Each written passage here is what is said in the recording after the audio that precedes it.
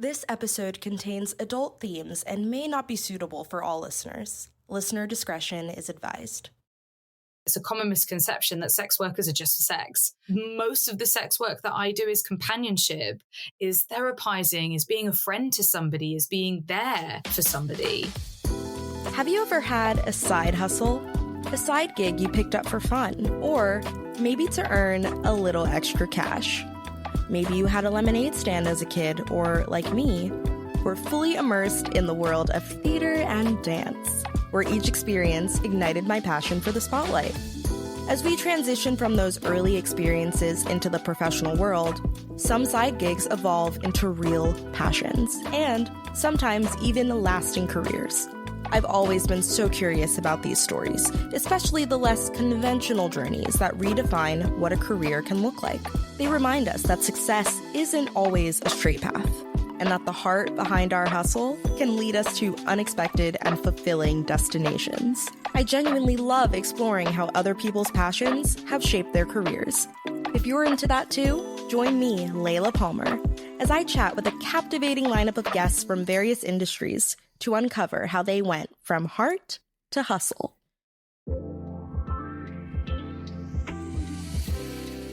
It's that time of year. Love is in the air, sparks are flying, and in just a few days, things are bound to get a little hot and heavy. Why? Well, Valentine's Day, of course. The season when society nudges us to splurge on overpriced dinners, fancy wine, and cliché boxes of chocolate. All in the name of setting the mood.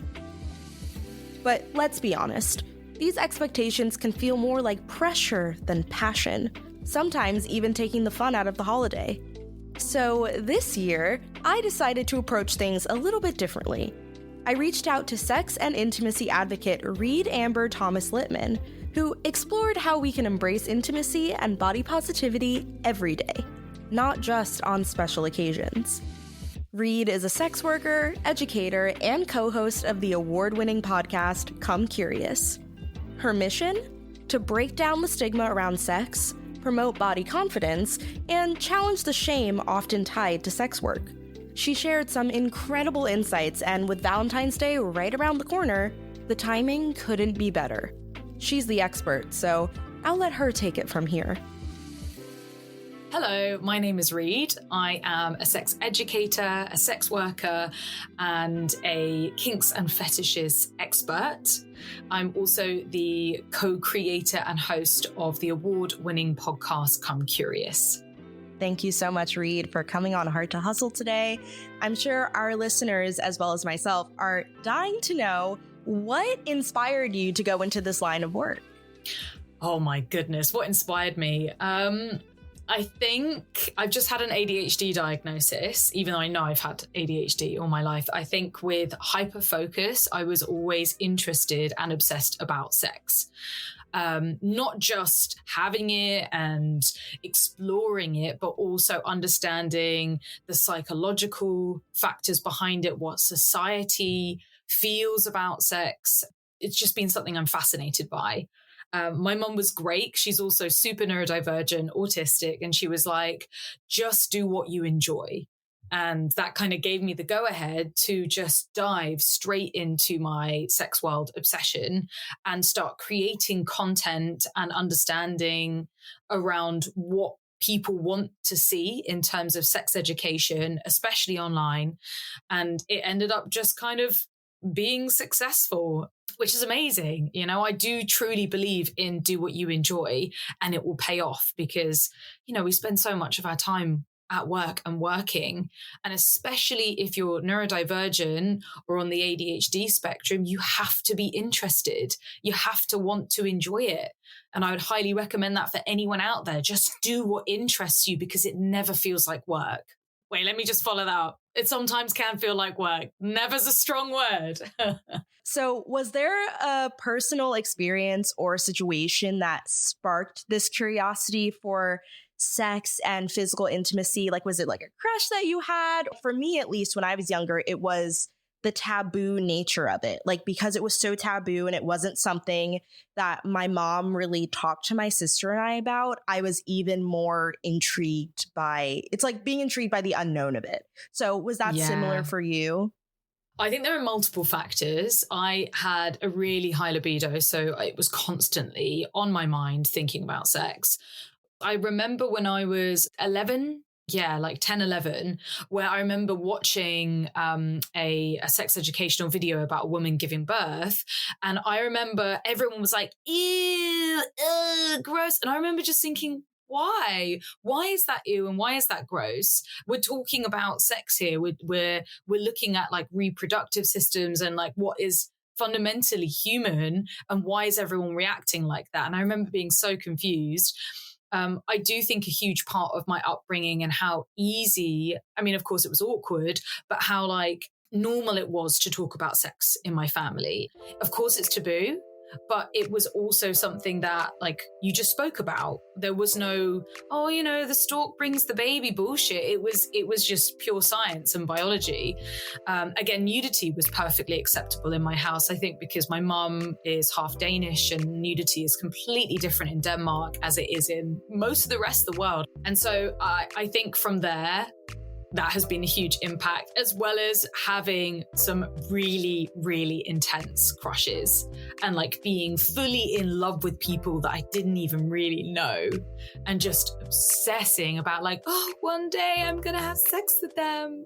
I was like, no, bro, like calm down. You're 13. Just chill out. Before we go any deeper, I think we could use some context on Reed's background and how it shaped her passion for this work. Her fascination with sex education had always been there, but it was during university, while working in traditional porn, that she truly began to embrace sex work. As she immersed herself in the industry, she saw the need for more open, honest conversations about intimacy, pleasure, and stigma. That's when Come Curious was born, a platform dedicated to breaking down taboos and educating others. So I asked her how it all started.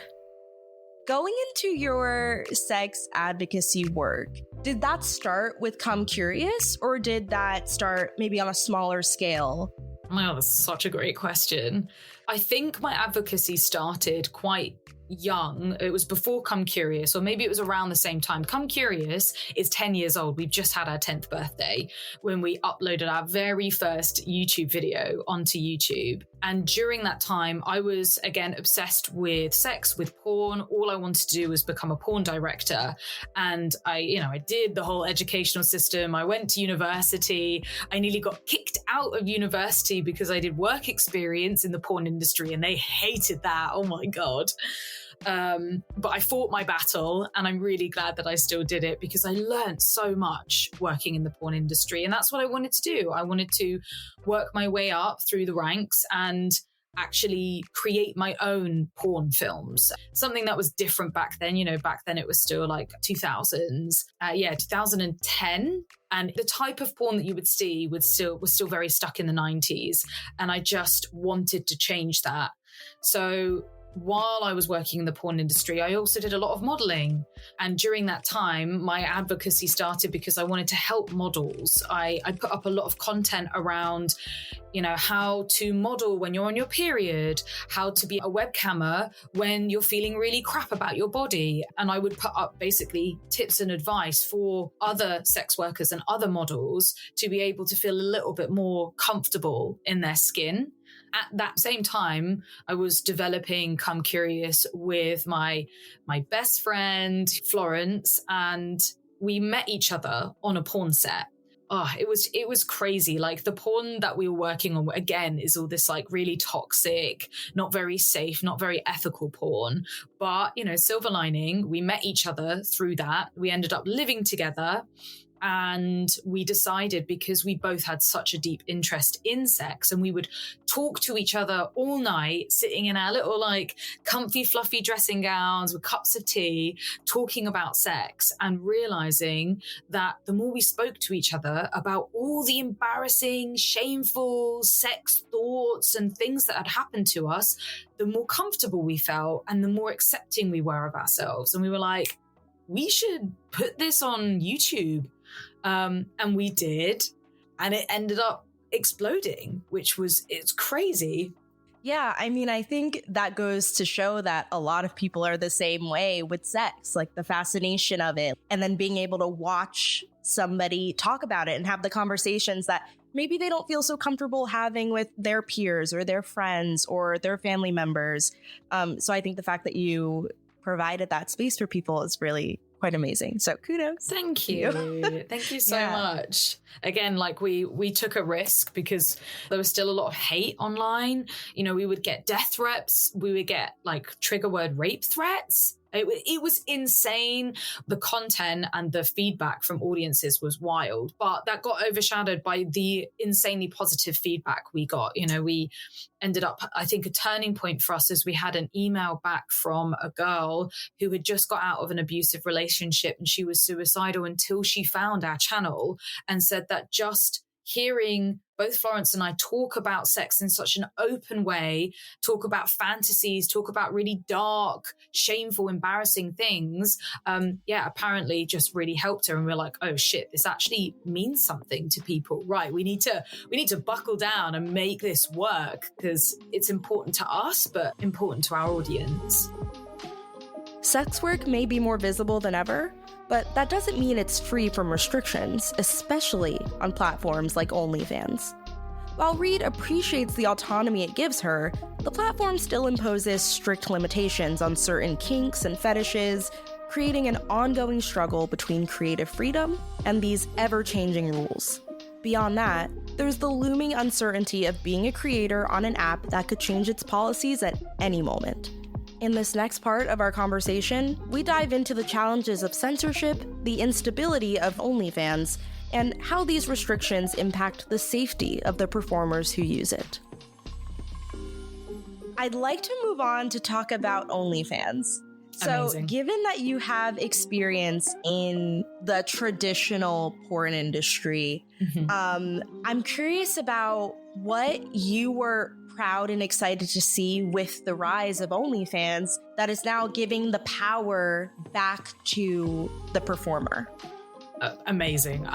So OnlyFans is my main source of income, but I'm not here waving OnlyFans flag. There are a lot of issues, especially with how anti-sex work they've been in the past few years. I love that OnlyFans as a platform and other, vid to fan platforms have created this possibility where you can go direct from being fan to somebody that you're interested in. It cuts out all the middlemen. It cuts out all of basically being screwed over for a lot of content, especially in the porn industry, where in my experience in the UK, people were being paid such low amounts and the producers and the directors of the company were getting all the money. And it was so upsetting to see because you would get women coming in doing their first porn film only earning like £250 for their very first boy-girl porn scene,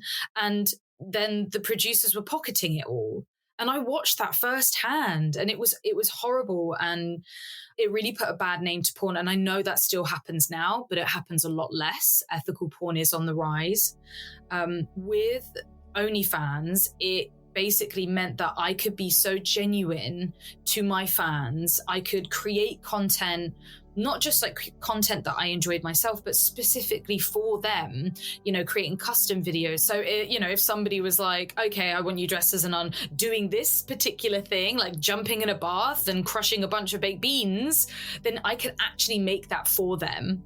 And I could create almost like a real personable way of speaking and talking to my clients. I call them fans, but they're clients, really. They're the ones that are paying for my rent and for my food.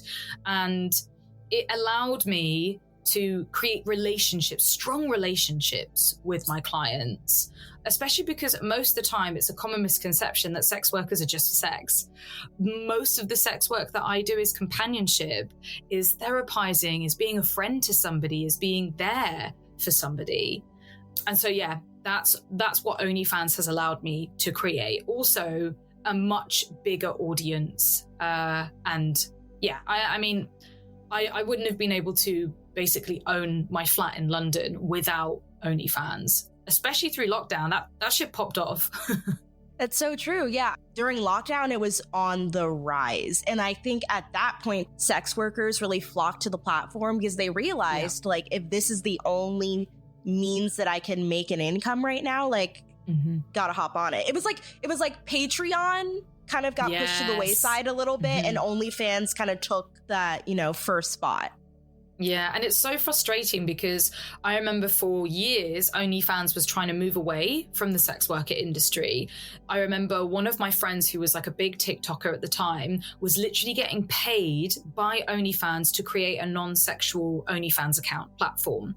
They were really embarrassed of their sex creators, which was literally who made them. Sex workers made OnlyFans. They would not have the type of income that they see now without that ability. A couple of years ago, OnlyFans brought out their new community guidelines, and it basically ruined it for sex workers to the point where I think the most sexual thing we could post was a tasteful nude. It would have destroyed their business, destroyed it. I still completely disagree with a lot of OnlyFans rules. They have a lot of confusing homophobic, transphobic rules where it's you can do certain things with certain people, but not certain things with other people. Certain fetishes are not okay. I can't do water sports. I can't do bondage if you can see that all of a person is completely tied up. And of course, that's where my interests lie. I heavily enjoy role play. I enjoy really kinky stuff. I enjoy bondage, and a lot of that stuff is unacceptable on OnlyFans, so I still can't post a lot of my content on there. I've had to be really careful. It just ostracizes and demonizes people more who have kinks and fetishes, basically makes them feel weirder, and they have to go more underground and to riskier websites just to be able to get that content. You may have an experience where maybe OnlyFans or some other outlet just wasn't available to you, or you were being restricted and you had to flock to another place.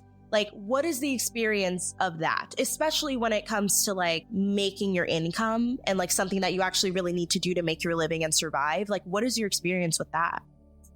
So when a platform comes out and says, no, you can't do this, it means that we end up having to disperse and trying to find other safer platforms, which also spreads us thin and means that a lot of our content, and I get this a lot on social media, is blacklisted and shadow banned, if not deleted. I've recently had an Instagram account that I worked a year on, which is just full of podcast videos, has literally been deleted, gone for good. And it's so frustrating because that's a lot of hard work, time and energy that I've put into that. My Instagram's also been deleted 8 times, but I've managed to get it back each time. Thank goodness for that. Especially if you're someone who deals with mental health issues, which I have through most of my 20s. I'm 34 now. I'm in a great place now, probably the best I've ever been. But during my 20s, when my Instagram was everything, having posts removed or accounts deleted put my own personal safety at risk in terms of having a complete mental breakdown, self-harm and suicide. And that can really affect a lot of sex workers out there when you're basically telling somebody that what you do for a living, no matter how much you consent to it, no matter how much you enjoy it, that it's not good enough and that something's wrong with you and you need to literally be taken down and unseen. And that does really awful things to your self-esteem, to your mental health, to where you're at, as well as your income.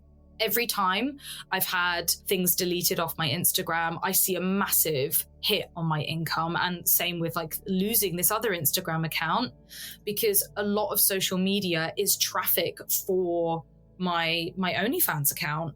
As same with our YouTube channel for Come Curious. Our YouTube channel was deleted recently because they changed their legislation, whatever that word is. Legislation? No, that doesn't sound right either. Legislation. Yeah. Legislation. where what we were posting for the past 10 years was acceptable, and then they changed it, and all of a sudden all of these videos are being deleted, like all of these podcast videos, and we couldn't do anything about it until finally our whole channel got removed. Again, luckily, through the power of social media and the connections that we've made, we managed to get it back. Also, all of the curious fuckers, they actually wrote into YouTube, wrote into us like, please, we need this channel, and I think that was a huge part of why we got it back. So yeah, that took a massive whack on both mine and Florence's OnlyFans income, because people were so used to watching our videos on there and finding out more about us. There's no links directing to it. You can't have that. But people are smart. They figure it out. And it can really negatively affect you, especially if you've got a certain amount of income, and then all of a sudden, all your outgoings are a lot more. You're like, maybe you pay more rent because you've moved up. Maybe you're buying different things. Maybe you're traveling more. If it cuts off, because again, OnlyFans is unstable income, then you could end up finding yourself in debt. I had a spike in my income. I bought a property. If I can't maintain that mortgage fee, I'm screwed. I'm going to be out on my ass. So it is very challenging, and it is a lot of stress when you're seeing big companies delete you and basically tell you that you're not acceptable. I can't imagine being in the position where the thing that you love to do and that you've made your career out of is so far out of your control in terms of stability. You could wake up one morning and everything is completely flipped on its head, and it's so far out of your control. Obviously, with your podcast, Come Curious, that seems like that's something that's a little bit more within your control in terms of its success, the reach that it gets. So talk about that. Talk about what it was like building that in addition to, in the same time, building all of these other ventures. So Come Curious has gone through a real journey from when we first started posting videos on YouTube. Before we would literally just say a bunch of shit on camera and throw it up without editing it, without going through it. Now we have a team of people that go through everything that we create, that, shorten it, speed it up, make sure that we're putting out a YouTube safe version, and then using the platform Patreon to actually have fully accessible videos for people. And that's actually generating, finally, after 3 or 4 years, is generating an income, and at least enough to pay our team, which is good. And Florence and I, we did a lot of work together. I'm not very good at working by myself. I always work better when I work with people. I'm definitely a co-worker. And experiencing kind of the changes, starting in a big podcasting suite with lights and camera and video, and really setting off there and having management, to now where we are, which is no management. We were earning quite a bit of money from podcast sponsorship, but that's changed as well. Not many people want to sponsor a podcast that talks about sex. Only 18 plus companies want to sponsor 18 plus content. And then even then, we've seen a real change in the way that sponsorship's been, with being on the podcast, to how we have little adverts here and there earning, maybe $200 a month. It's just not enough to pay for a podcast that consistently goes out every single Thursday. So really, it's a passion project. It's not something that you earn money from. And I think a lot of people make the assumption, because everyone's doing podcasts and you hear adverts, it's unless you're getting insane listens and insane views, it's so hard to earn any money. Basically, don't do podcasting if you think you're going to make money. Wow, that was a lot to take in, packed with valuable insights, not just about the realities of sex work, but also the challenges of building a side hustle like podcasting. Before we wrapped up, I asked Reed to look ahead and share what she's excited to achieve in both her career and personal life. And from the way she spoke about the future, it's clear she has a lot to look forward to. So, given all that we've talked about with how you were able to bring Come Curious up and have it as a little side hustle, and then have all of your other things going on, what is life looking like now? If you were to take a look into the next year or two, what are you excited for, or how are you excited to see yourself grow within that time and into the future?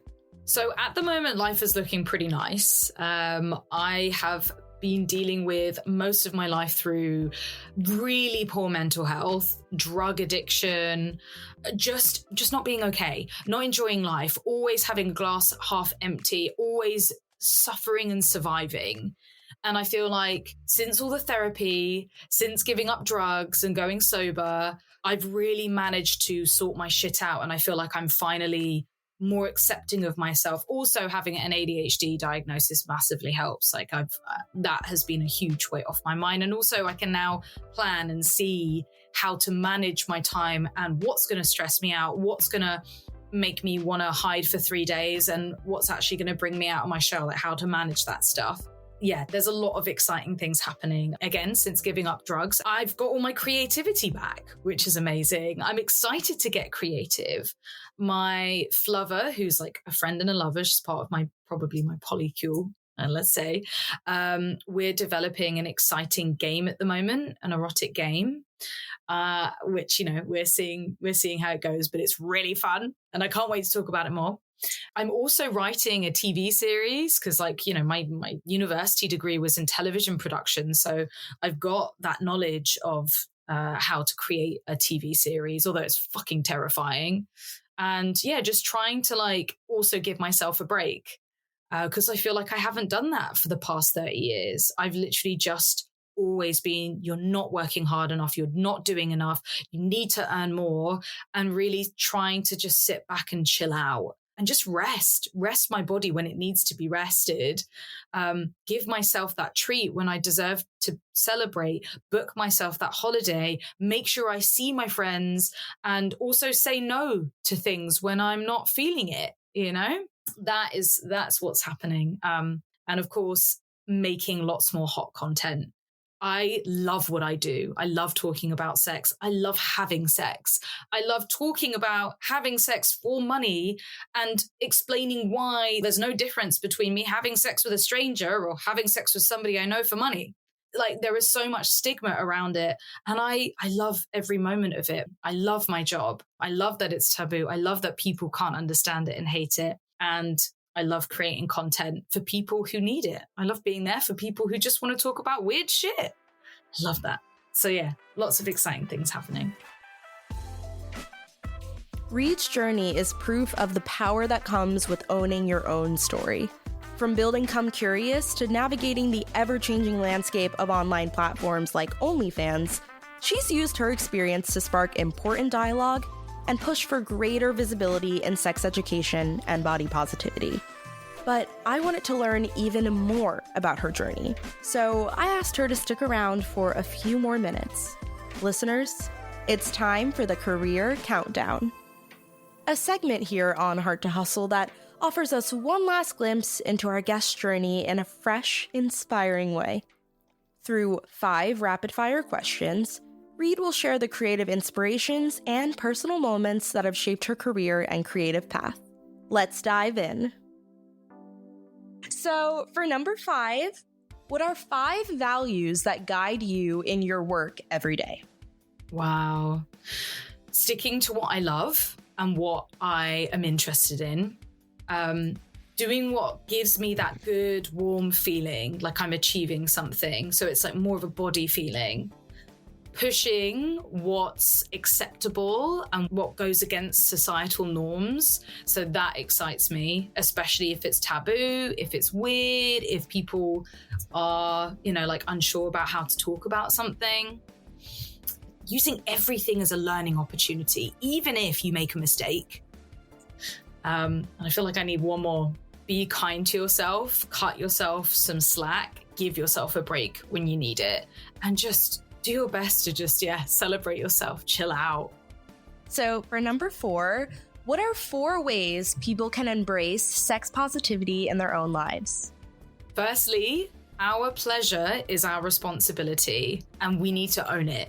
We can't keep waiting for people to give us what we want and expect them to know. We need to say, no, I would like to do it this way. I would like to get that toy. I would like to stop us and stop you from having an orgasm so I can have an orgasm first. That is so important. Talking about sex more, talking about it and being interested in it. And another point is judgment free. That has changed how I feel about sex, as well as just, again, not feeling like you are weird or that there is something wrong with you if you're not going along the grain with everybody else. So if you're into anything kinky, if you're into anything that's so embarrassing to talk about, like, you are not weird, you are wonderful. There are literally hundreds, thousands, if not hundreds of thousands of people across the globe that are also into the same stuff as you. And it's the same with your bodies. Like, nipple hair is normal, discharge is normal, ingrown hairs and like, you know, shitting on a dick when you have anal is normal. And we need to stop beating ourselves up and beating other people up around it. You know, you just got to own it. It's human, baby. Love it all. Yeah, I love that. Okay, for number 3, what are 3 challenges you faced in building Come Curious, and how have you overcome them? Wow. So censorship is a massive one. We've had to really change the language style. We've even changed our podcast name from Fucks Given to Come Curious because they didn't like the word fuck. Editing and making sure we cut out certain things on different platforms that aren't acceptable. So we can put everything up on Patreon, but we have to have a completely safe version on YouTube. Investing in a good team. When Florence and I did it all on our own, it was just too much. It took too much time. It was exhausting, but we scrambled the money together to pay for a team, and that took a massive load off of our shoulders, and we were able to basically sustain Come Curious, which is very helpful. Okay, for number 2, name 2 go-to songs that you put on to set the mood. Are we talking about like sexy mood? Like, yeah. Okay. Oh, wow. So I really like Shy Girl. She is just such a G. Like, if I am wanting to fuck, then I'll put Shy Girl on. She's got some really amazing songs. One of the songs is BDE. It's all about big dick energy, and it's just so delicious. Let me go to my sexy playlist. Hold on. Perfect. Oh, wow. I mean, I've just got so much EDM on here. It's outrageous. I'm not really a listen to music kind of person when I fuck. It's actually too distracting for me. But if I want to set the mood, then yeah, it will be something that's like quite heavy. But that's not everybody's cup of tea. So yeah, you just got to go with the flow and what you're into. You know, if it's something silly, if it's something fun, go for it. Or if it's something nasty, then enjoy. Awesome. And our final career countdown question, number 1. What is the one thing you want people to remember about your career journey? Oh, that's so lovely. I would love for people to remember that I was a nice person. that I actively cared, I think. Or people understanding that I just wanted to help others.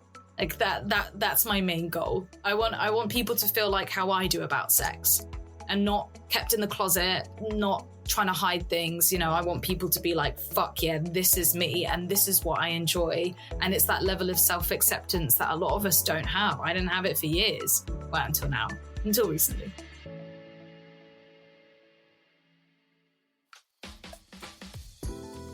Whew, that was captivating. This episode had a slightly different vibe from some of our others, but it felt important to give Reed the space to share her journey, because, let's be honest, her career is fascinating, and too often we only hear the horror stories. Hearing her speak so openly about both the challenges and the joys of her work was not only eye-opening, but also a reminder that passion and purpose can thrive, even in the industries weighed down by stigma. If you were intrigued by Reed's story, make sure to add Heart to Hustle to your podcast library so you never miss out on the bold, inspiring stories we share each week. And with that, I'll see you next Tuesday. Pun absolutely intended. Thank you for listening.